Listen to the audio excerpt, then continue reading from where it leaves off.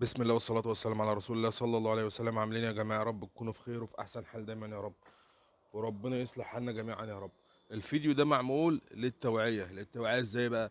ان انت مثلا لو عندك ترشيح زيت من تحت او كده لازم تاخد بالك ايه اللي بينقص زيت، لان طبعا لما في حاجة بتجيب زيت بتغرق المكنة كلها.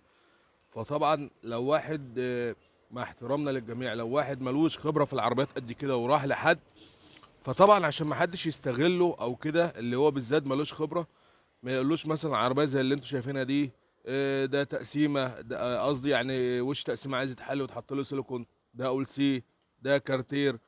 وطبعا اللي في العربيه ده كله زي ما انتوا شايفين كده، الجلده بتاعت غطا التكات الاسمر من فوق، الغطا اللي انت بتفك تحط منه الزيت، الجلده بتاعته مضغوطه.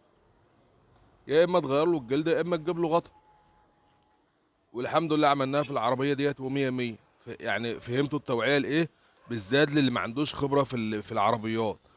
ما يروحش الميكانيكي مثلا ويقول له لازم أن تكون برضه ليك خلفيه. انا بنزل فيديوهات دي للخلفيه والاكل عيشي ولكل حاجه، فاهمني؟ وانت تستفيد برضه. يا رب اكون فدتكم.